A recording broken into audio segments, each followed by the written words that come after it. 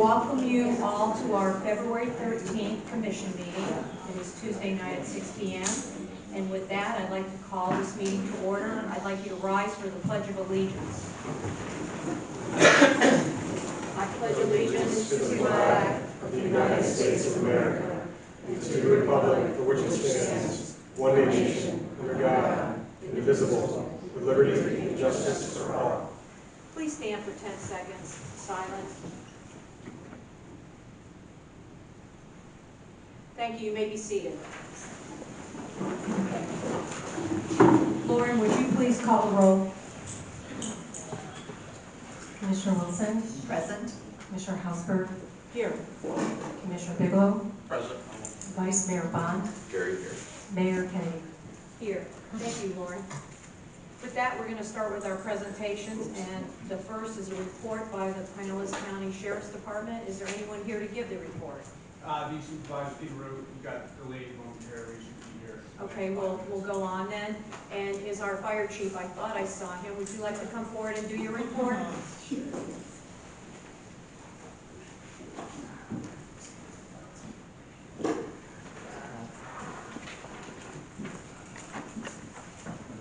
Good evening, Mayor, Commissioners, community. Hello. Hi. I'm Jeffrey Davison, Fire Chief, Pinellas Coast Fire and Rescue District. Wanted to give you the monthly report for January for Indian Rocks Beach. There were 15 fire-related calls and 39 emergency medical-related calls for the month of January. In our Fire Prevention and Life Safety Division, I know I told you a couple meetings ago that we had brought on an additional fire inspector / public educator / face of the district, and she's here tonight, so I wanted to introduce you to our newest fire inspector, if that's okay. Sure. Okay, Stacy. Not to put her on the spot, but I said, do you mind if I bring you out there? She's like, really? So this is Stacy Schwab. She's our newest fire inspector and life safety educator. She's primarily assigned in Indian Rocks Beach, so you'll see her quite often. 100% of the feedback that I've had from the community and business owners that have dealt with her has been outstanding. So we're really happy that she's a part of our team, and I know that she wanted to say something tonight. She said thank you. Thank you very much. Okay. That is all. Thank you. That's Stacy.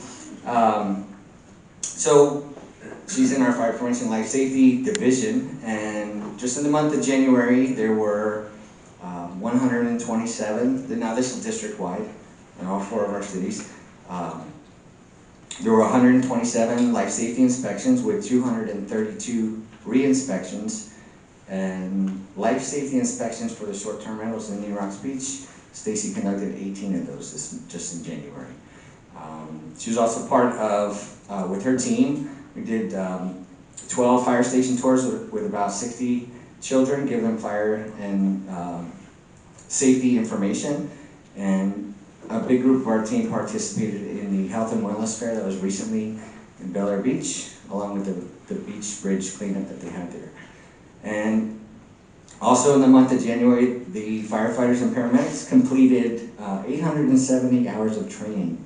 So I know I told you that before, that they have to have 192 hours of training every year, just on the fire side, and they also have to have 34 hours of medical training every year, in addition to any recertifications that they have to renew for any specialties.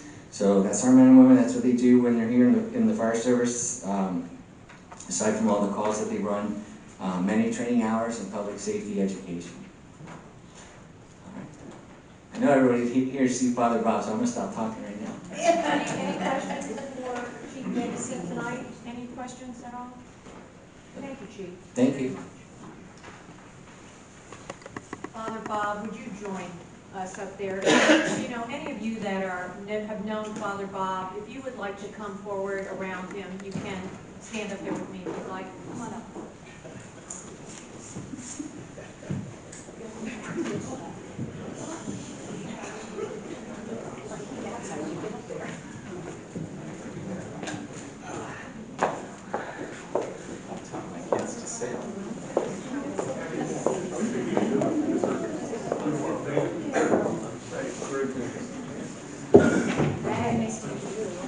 everybody here?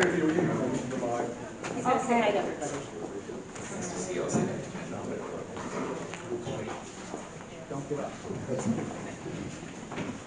This is great. Oh my gosh, I'm so happy that you're all here. And if you can't see and you want to come up here too, come on up, you can. Come stand over here, just if you would like to see.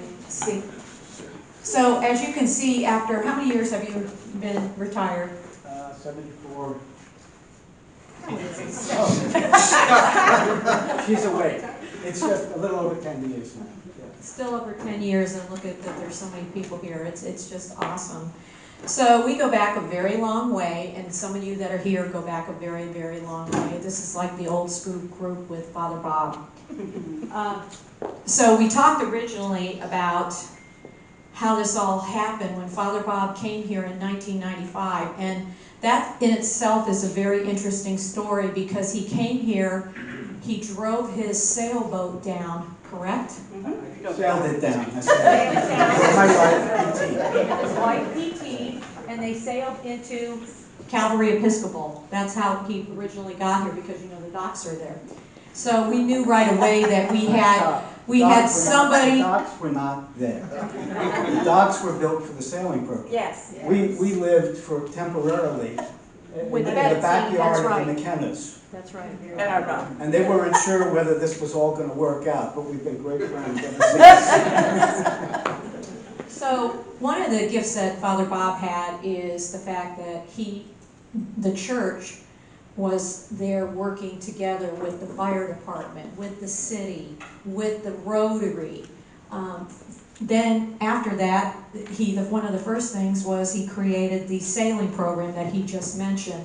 And how long did the sailing program go on? Tell a little bit about that. Okay, well, our fire department then was known as the Indian Rocks Fire District. And of course it's now, well, you know it's the best fire department in the state of Florida. I don't have to tell you that. The most dedicated bunch of guys you were ever going to run across. Even retirees keep coming back. But I was really fortunate because when I came here, the wonderful priest from St. Jerome's, who had been the chaplain for many, many years, and he was a volunteer firefighter too, he had passed away, and I got a letter in the mail saying, would you be interested in coming to meet us? And I had lunch at a restaurant that we burned it down some years ago, that one up there. At any rate, I came on as chaplain in 1995 and in October, and I've been with the department ever since. In 1999, I think it was, I became a volunteer. I'd been a firefighter up on Long Island and was blessed to be part of that and serve as a first responder, which eventually took me up to the World Trade Center after 9/11. And I'll tell you something. You know what makes things work? You do. When churches and city elected officials and fire departments and Rotaries and community business leaders elect to come together to build great communities, it's unstoppable. It really is. I know that's what you guys are all still about. I read about you in the newspaper all the time. And that was the blessing of my life, was just to be a part of that, because great leaders aren't just great leaders on their own. That's baloney. Good leaders are leaders who are privileged to work with a team of people and discover each other's gifts, set some great goals, and know that no matter what the obstacles are, together we can do good things that touch the lives of people forever. We've had kids in our sailing program who are now in graduate school and married and have kids. And I've had so many of them tell me, it was the lessons we learned about teamwork and compassion and working together to do great things. And of course our firefighters were always a part of that sailing effort with the kids as well, and would come down and talk to them about life's important decisions and how we work together. It was wonderful. And so you plant a few seeds and good things happen. And I was just a lucky guy who arrived on a boat one day and stuck around. And Come back. I still love Indian Rocks Beach very much and wish you all the best. I still think of it as home.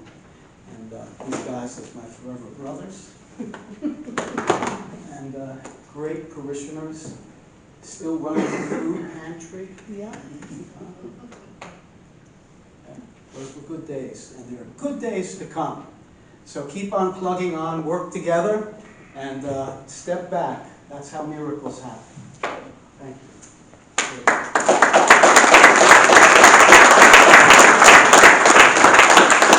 So we got you this plaque because we love you and we want to remember you always.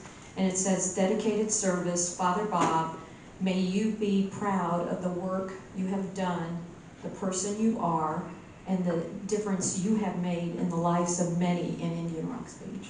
We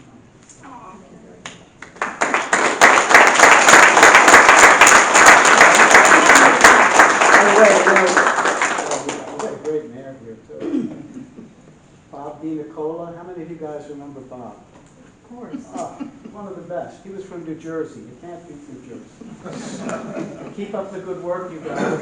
Great days lie ahead for Indian Rocks Beach. Smile. Thank you so much for coming. Congratulations, Bob. Great seeing you. This is yours.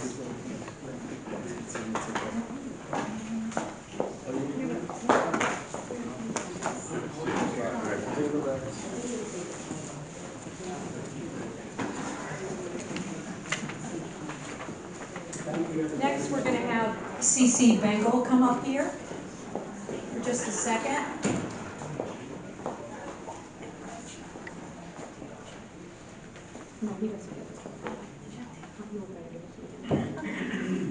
Hi guys, my name's Cecily Vega. Everybody knows me as Cece. I'm here because we had the wonderful IRB Tea Party that I love to host every year. Also a celebration for Cookie Kennedy as running for mayor and leaving our wonderful office. We're gonna miss you, I love you. But I have checks to present for the money we raised for these amazing charities. I wanna first have Connie come up for the Indian Rocks Beach Food Pantry. We always support our wonderful food pantry, very dear to my heart. My mom was very active in it. Connie, I wanna thank you for all your efforts and what you do for our community. I'd like to present you a check for $1,225.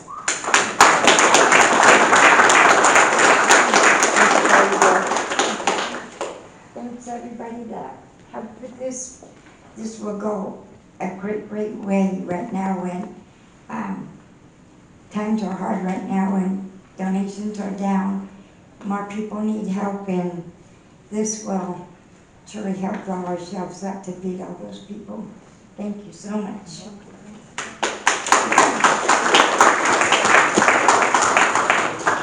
Our next charity, we did Mental Health for Heroes. First responders that need help. They deal with a lot. I don't want to cry on this one, but they go through a lot. They experience a lot, and they need help. We all need help, but our first responders we picked this year. So I want to represent you, Cookie Kennedy, to give this to the right person. Same thing, $1,225. So amazing to do this every year that we love to do it, and this year we did it in 30 days rather than planning it in a year. We had 150 women, we usually have 250, and it was an outstanding event. A lovely, lovely time, I know you enjoyed it.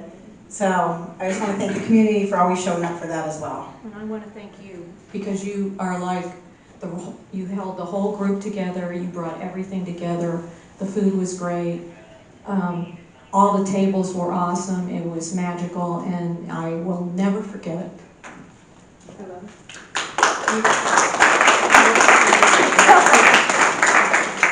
Your beautiful flowers are right there, by the way.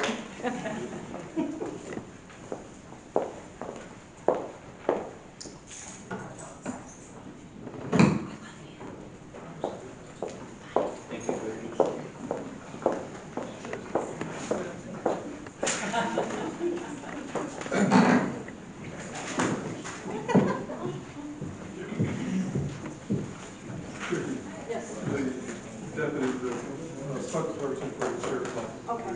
All right.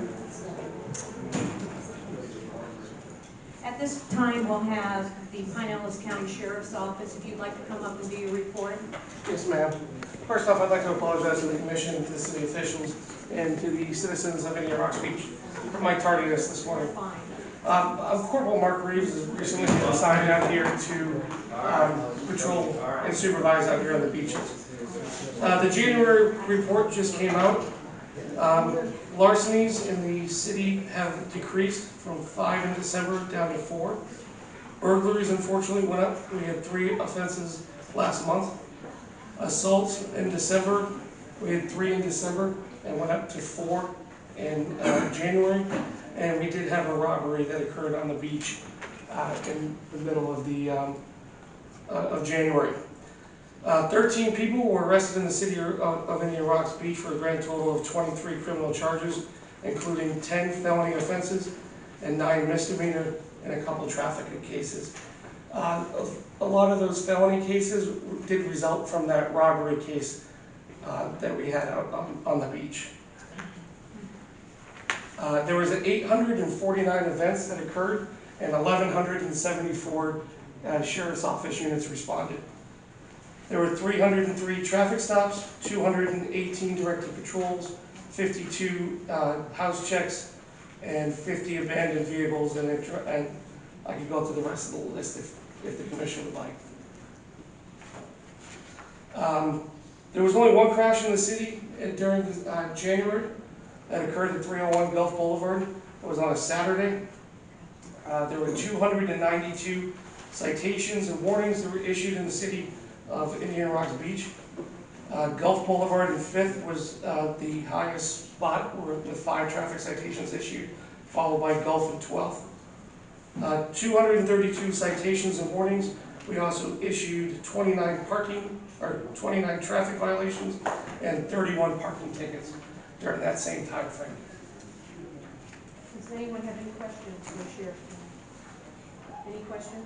Yeah, John, do you have a question? No, not me. Okay. Anyone? Thank you, and thank you for coming. Thank you. Again, I apologize for my tardiness. No, thank you. At this time, we'll move to public comments, which are a 3-minute time limit. Any member of the audience may come forward, give their name. Okay, let's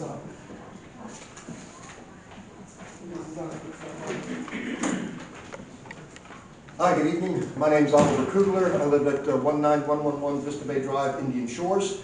And I just wanted to make a couple of comments to the commission as well as the staff. I'm about 13 months late doing this, so I apologize.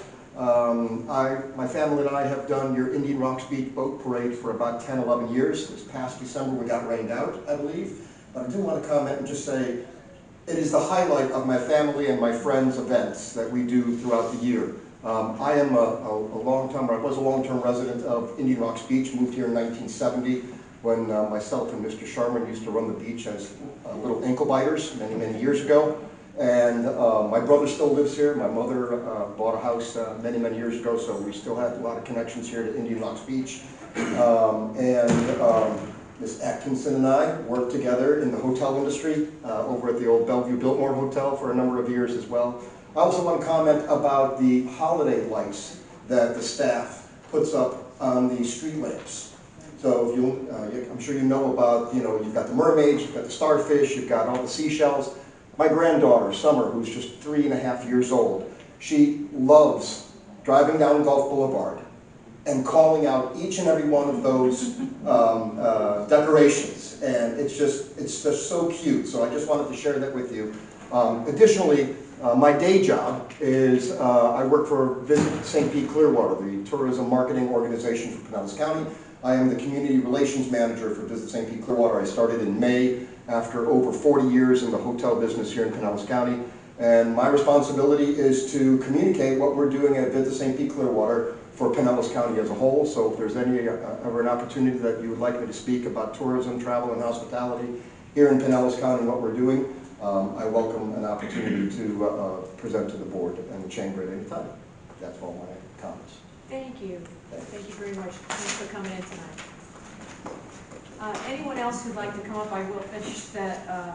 Any member of the audience may come forward, give their name and address, and state any comments or concerns that they may have regarding any matter over which the City Commission has control. excluding agenda items. All statements made to the City Commission shall be made to the City Commission as a whole, not directed to any individual City Commission member, and no personal or slanderous remarks shall be permitted. No speaker shall be interrupted, and no debate shall occur between the speaker and the City Commission. And at this time, would there be anyone else who'd like to come forward? You have 3 minutes.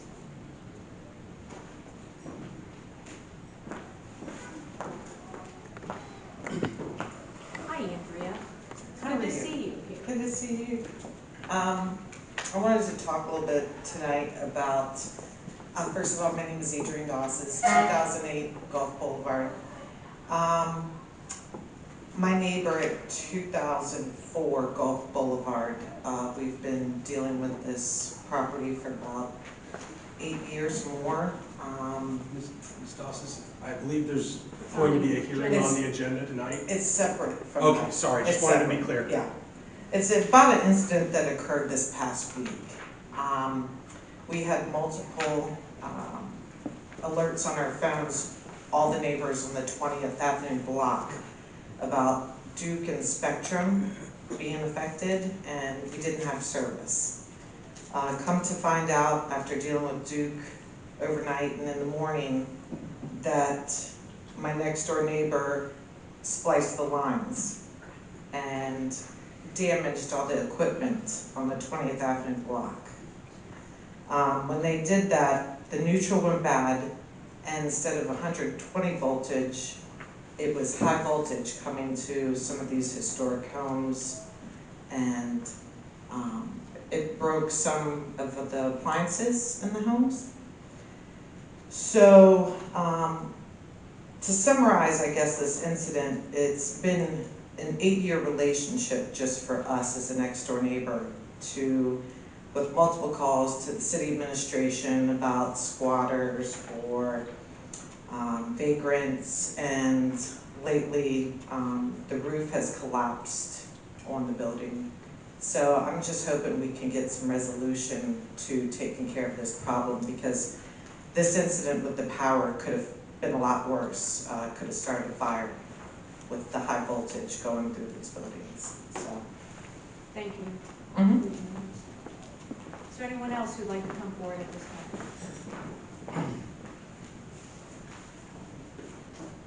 Hi, Don. Hey. John House, 2104 Beach Trail. So, under the heading Better Late Than Never, saw Cookie's reason for recusing from the meeting, and I had a couple of questions about it and how it affects the City Commission. I don't know the recusal. We lost a good source of information on what's actually happens in the business triangle. She's the only one that actually lives there, works there, owns property there. The rest of us is part of it. Okay, so I think we needed her insight on that. But along those lines, when this regulation was adopted, if I'm not wrong, I do believe that Cookie did vote for this resolution. And it would be nice to know, the rest of the commission, know why it was adopted. What was that change in the land, to allow that change in the land use? And if it was in effect, if it was going to affect her property, which it was, because she's in the business triangle, maybe that would have been the time to abstain from voting on that. But it would be nice to know what the thinking at that time was. You know, was there anything else going on in the business triangle? Were there any active city commissioners involved in that activity in the business triangle? Because I don't think this regulation was done for the Holiday Inn. I think there was other reasons that it was done. The Holiday Inn is just smart enough to take advantage of it. And here's another question for some of you newbies, okay? Just asking simple questions. Has the Holiday Inn ever come to the City Commission before and asked for a change? Has the city turned down that change? Has the Holiday Inn then sued the city because the city turned down the change that they asked for? And did the Holiday Inn prevail in that suit against the city when the city turned down the change that they asked for? And finally, What did it cost the city of Indian Rocks Beach, if any or all of that happened? Cookie probably knows the answers to those questions. Before she leaves, we should take great advantage of that repository of knowledge. Thank you. Thank you, Don. Is there anyone else who'd like to come up at this time?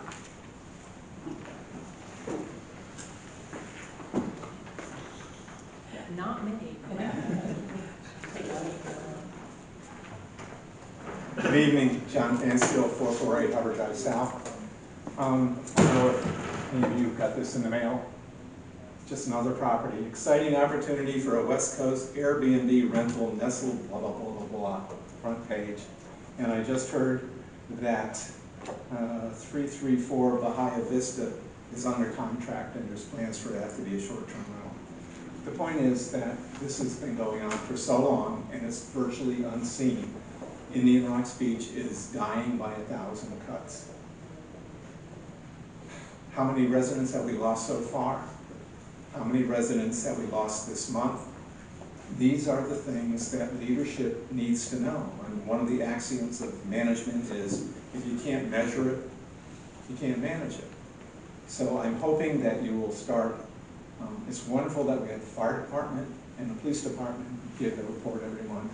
But far more important is how many of our residents have we lost each month, so that appropriate action can be taken. And I'm hoping the commission is going to be very proactive on that. Thank you for your time. Thank you, John. Is there anyone else who'd like to come forward? Please come forward at this time.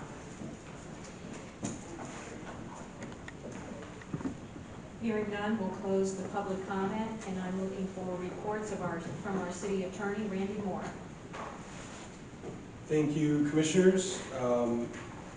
As you all know, we still have litigation pending. Those cases, as can be seen on the docket, have been administratively stayed while the parties explore alternative solutions outside of litigation, and those conversations are ongoing, as I've indicated to each of you individually.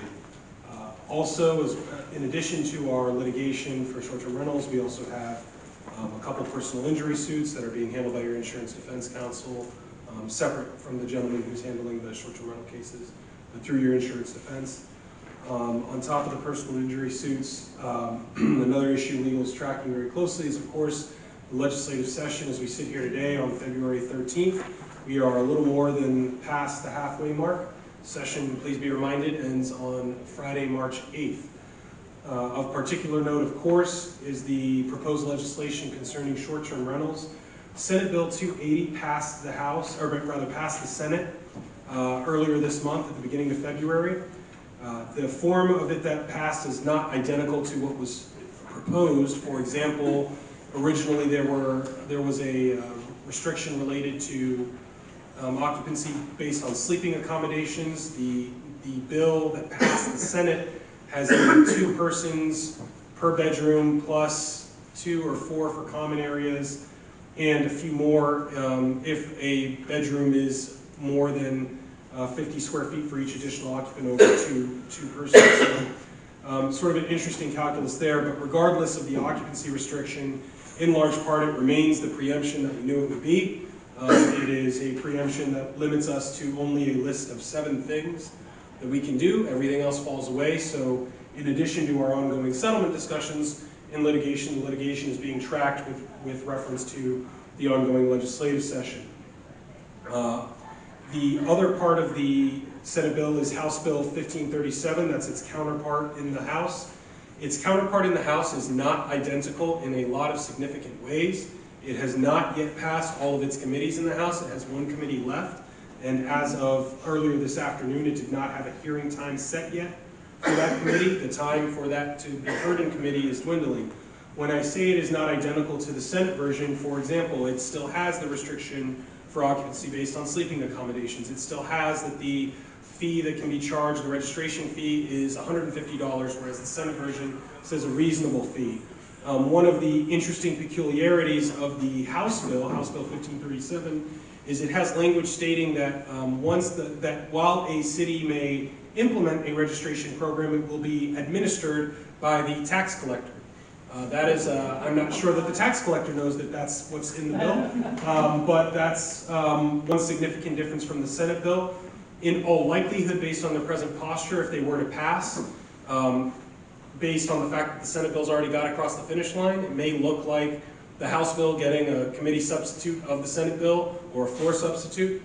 Based on the way the Senate bill moved, that seems more likely than the Senate acceding to what the House may still do, but we remain surprised as to how this process goes, so we are tracking it closely, but the clock is ticking, and if this is going to get adopted during this session, we're going to need to see, the legislature is going to be needing to move this soon.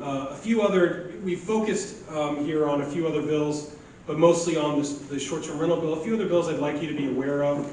There is a House Bill 609. House Bill 609 includes a preemption of sorts related to what you can charge for business tax receipts, and basically setting a threshold based on last year's business tax receivables.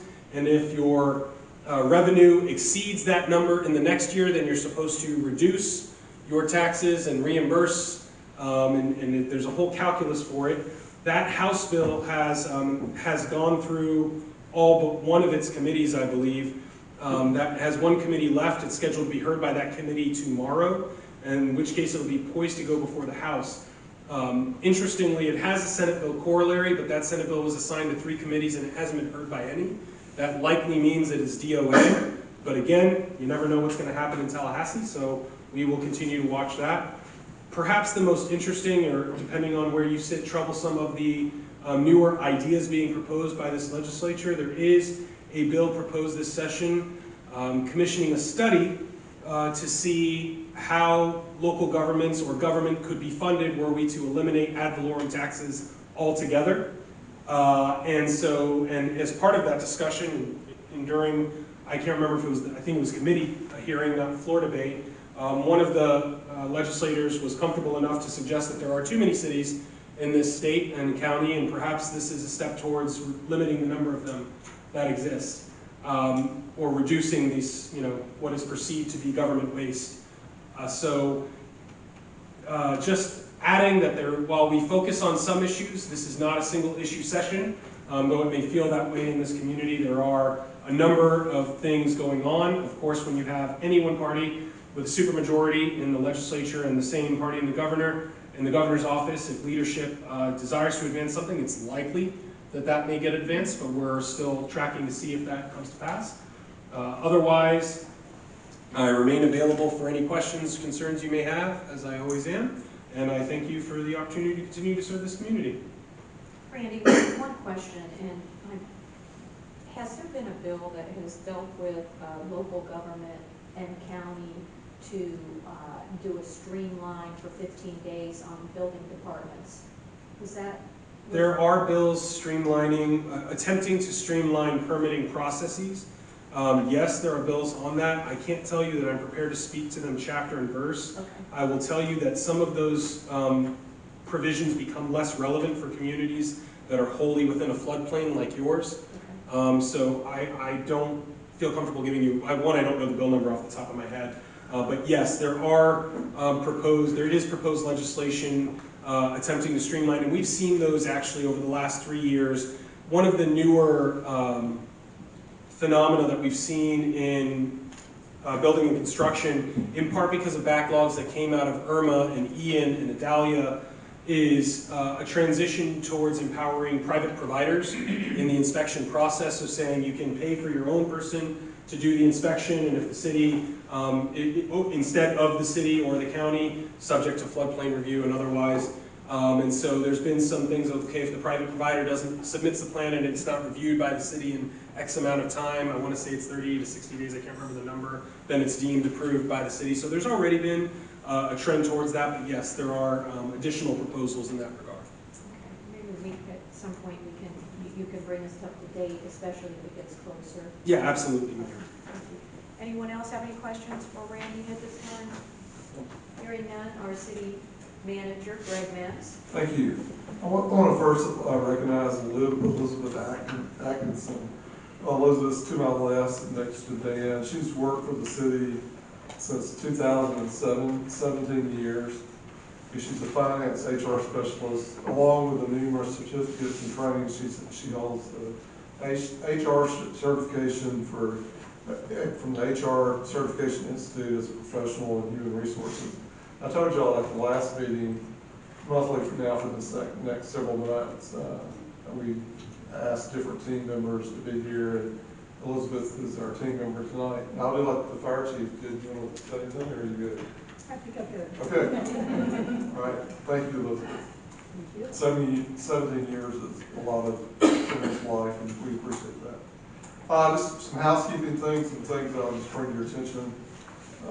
We're in the process of replacing, there's a speed sign on Harbor Drive that we attempted to repair. We're unable to do that. We've ordered a new one, though we're replacing the one on Harbor Drive. Part of the budget, we had another piece of adaptive playground equipment. It was installed in Cole Park. It's an OmniSpin. It's like a newer version of the carousel is across the street. The magistrate program is working well. It's part of the new budget. We've achieved compliance on illegal conversions of ground floor areas in residential housing. And they actually have a judgment concerning a vacant commercial piece of property that's still pending for the magistrate, and that already has resulted in a penalty, a six-figure penalty. It's a piece of property I get asked about all the time. I won't go into any more detail about that. So the magistrate process is working, and I will emphasize to the commission that the overwhelming majority of people that we deal with that have code issues comply with the request from the city. It's just that small percentage that do not, and that's the benefit of the magistrate program, is to have that there in case we need to use it, and we are using it. We don't plan on proposing any new ordinances until after the March election and the naming of a replacement for Commissioner Hausberg's seat and completion of the legislative session. And then after that, Randy and I and the staff will have probably 4 or 5 ordinances for your consideration, and we'll talk about this later. The election is scheduled for Tuesday, March the 19th. There's going to be a swearing-in ceremony on March the 28th at 6, and receptions for those that were sworn in, and a reception for, I put Mayor Kennedy, that's Cookie and me, at that time, so that's on March the 28th. We want everybody to come out for that. And just a housekeeping matter, I'll be out of town for the March City Commission meeting.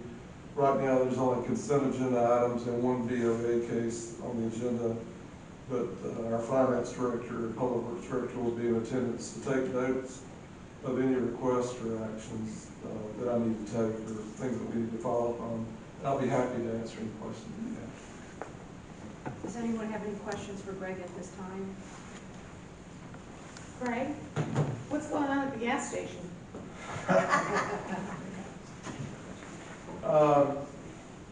That correlates to the 6-figure penalty that I mentioned earlier. Okay.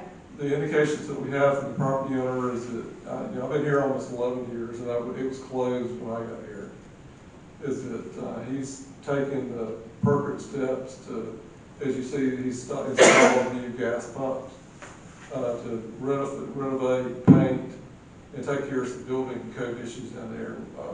He told the magistrate about a month ago that he was going to be open in 60 days. I don't know if he'll make that, but he's finally making the effort to open that station back up. Good. Anyone else? Any questions? Jude, anything? When are you going to let us know about these ordinances? After the election. Okay, with that, we'll start with the commission.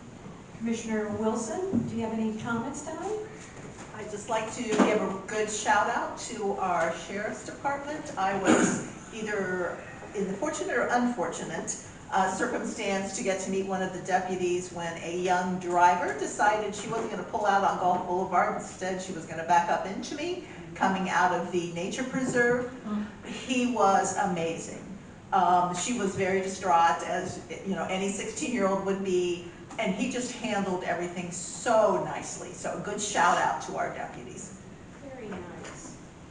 Commissioner Hosberg, our future mayor. Well, you know, I'm just here on pins and needles waiting to be mayor. We'll see what happens. And yeah, a wonderful farewell tea for Cookie on Saturday. It was really great. We had a wonderful time, and Cookie got lots of accolades, and I really wanted to make it more like a roast, but they wouldn't let me do it. In time. Commissioner John?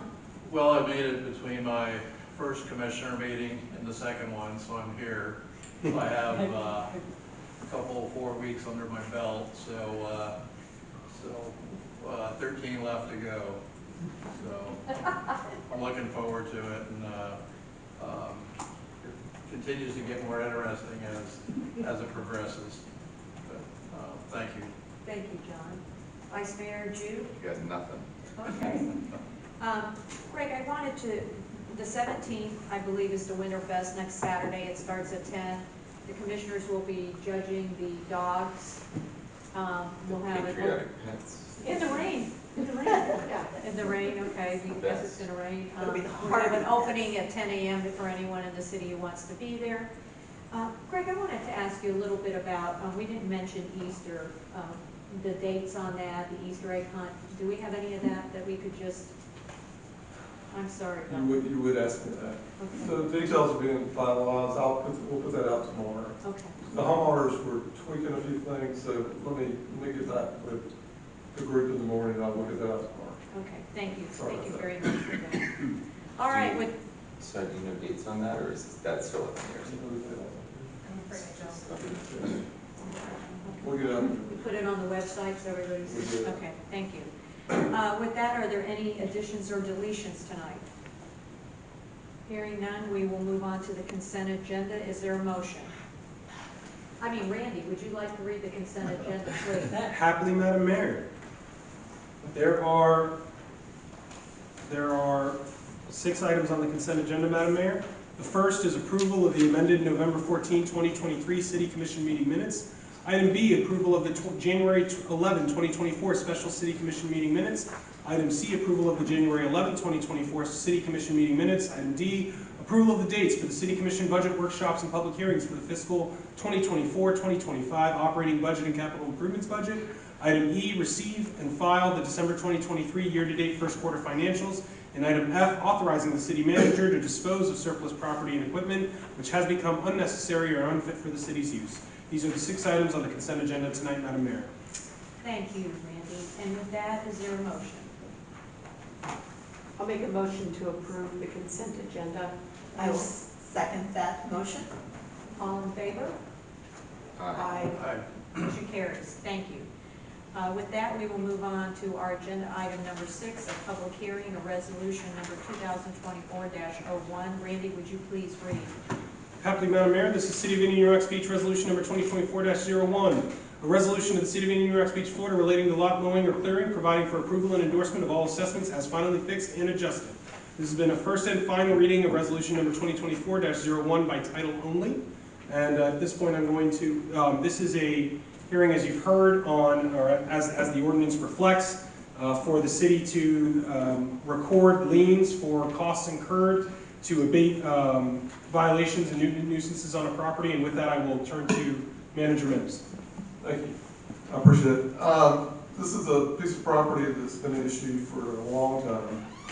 In fact, the commission previously approved a lien when we demolished, there was a freestanding, a separate dilapidated garage that was there. We demolished that. Since that time, there's been just an ongoing effort by the city and from time to time, private companies to assist us, primarily the city, to maintain that property. The property was noticed in accordance to the city code. The property owner received notice, I think registered mail and regular mail.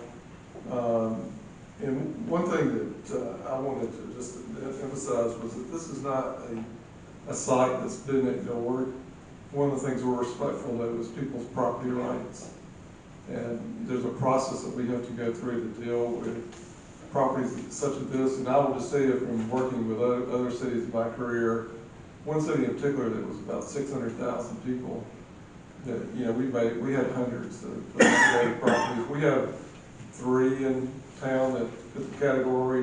One, this one particularly meets it wholeheartedly, and 2 others that we have issues with. But that's what this is about. Is if you look at one of your attachments, the total is $4,266.02. If the commissioner approves, it'll be filed as a lien, and at such time when the property is sold, we'll be able to recoup our funds. And this is an added bit of information for the commission. If the commission liens the property, which we will recommend that you do that, is that the property owner's next visit will be with a special magistrate. But I want to get this lien on the books, and then we'll go through the same process we went with her on other people's property, and I think we'll be successful with that. So that's what this is. Thank you. Is there anyone who has any questions for Greg at this time? And, does everybody remember when that was on? I was on. I don't remember. You don't remember this one? Okay. No. I'm not sure that, was Jude on when we, I don't think he was. You had to have been. He was, okay. There was a I think that was garage up that. 2 meetings so far. Okay. There was a garage that we demolished. Yeah, I don't recall that. All right, any questions for Greg about this? What's the end goal? The end goal was for the property owner for this person to maintain their property. Do they have a reason they provided for the They non-compliance? give you reasons, but it's not worth the time in a commission meeting for me to really give you reasons that don't make a lot of sense. But ultimately, legally, a property owner has an obligation to maintain the property, and that's what this person needs to do. And Manager Mims, is it accurate, as you said before, we provided them notice and we have not received any objections in the No. record to this proceeding? No. Any other discussion before I? Sorry, I want to be clear. That was no, we have not received any objections, not no, we have received objections. Because of the way I phrased the question, I just want to make sure it's clear. The answer is, we gave notice, and we did not receive a specific response back to the hearing. Thank you. Okay. Any other questions, Jude? I assume this is non-owner occupied. Yes. Randy, you want to handle that one for me? Yes, it's not, you are correct, that the property is not owner occupied, is what the manager stated. Okay, thank you. If there aren't any other questions, I'm going to open the public comment. And if anyone would like to speak on this issue, you may come up at this time. State your name.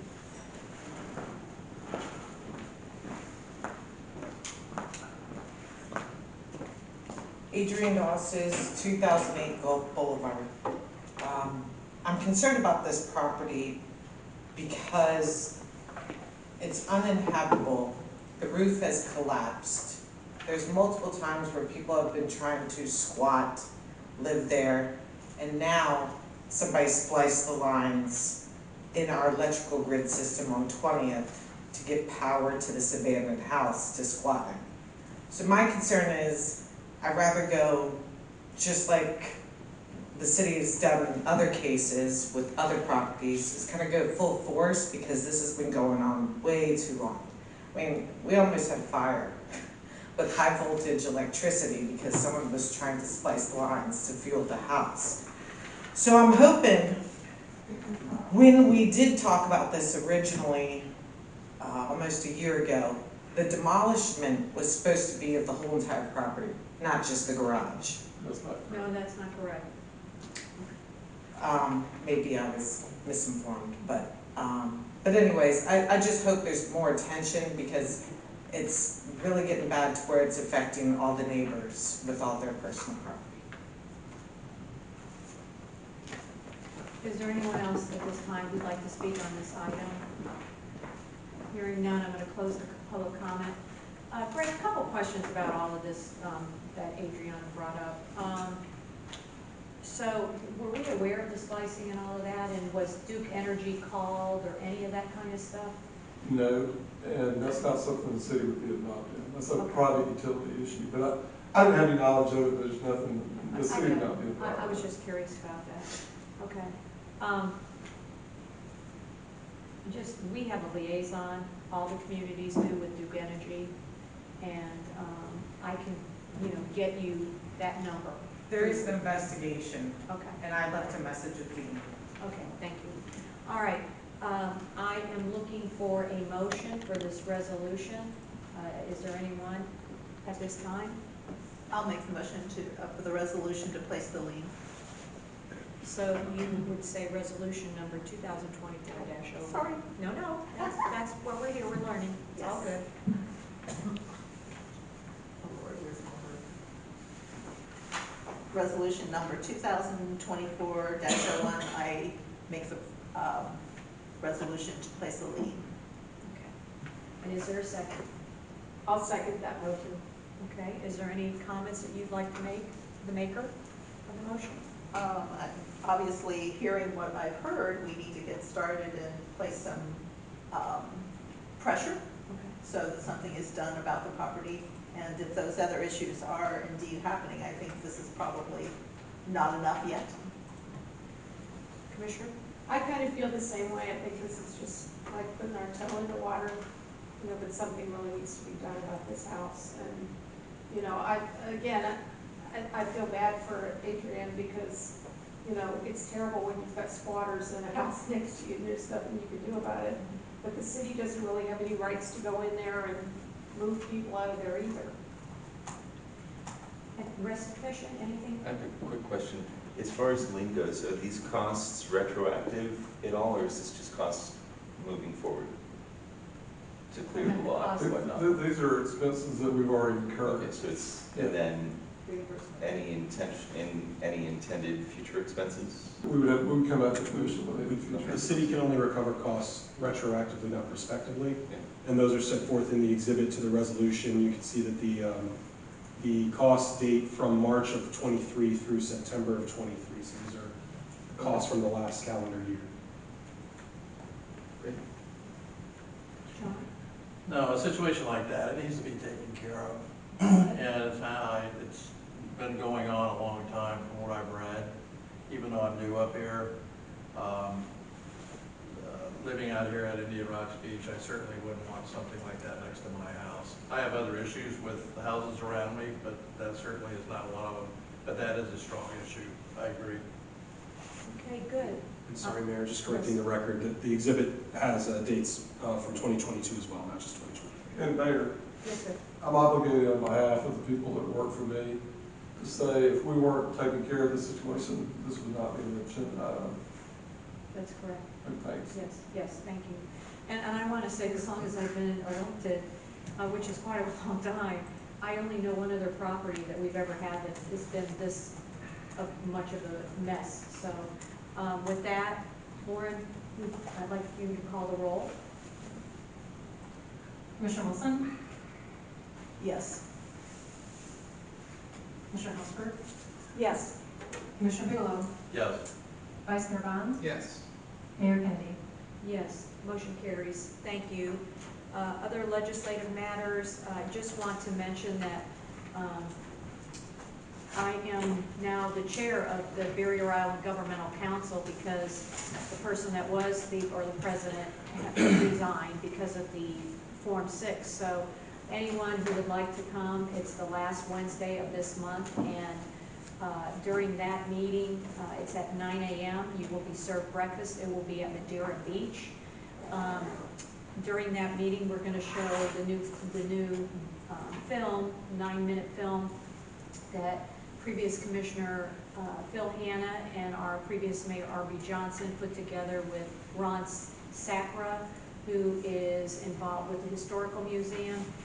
We will be showing it. I figure I'm going to be the president. I'm going to have our great people that do awesome, things like this. The movie is fabulous, and it's called The Shifting Sands, and it has to do with beach nourishment. It goes way back 10,000 years ago, and it's riveting. You'll watch it, you'll love it. So we'll have that at the Big C at the end of the month if anyone would like to attend, and I would love for you to come to that meeting. Is that the 28th? Quick question, Cookie. Yes, the 28th. Wednesday the 28th, yes. Is that being shown regularly at the Historical Society? Yes, whenever the Historical Museum is. Museum, yes. It is open, and it actually has a button, so you could go in at any time, and there's a button, you push it, and the movie automatically starts. So it's kind of cool. Yeah, I missed the unveiling. Yes, so you can either see it there, or you can come to our meeting on the 28th. Moving forward, there is not any work session items. We do not have any other business, to the best of my knowledge, to come before this board, and I'm looking for a motion to adjourn. Motion to adjourn. Second. I will second the motion. All in favor? Aye. Thank you for coming tonight. You got off easy. Happy Valentine's Day. Margot, too.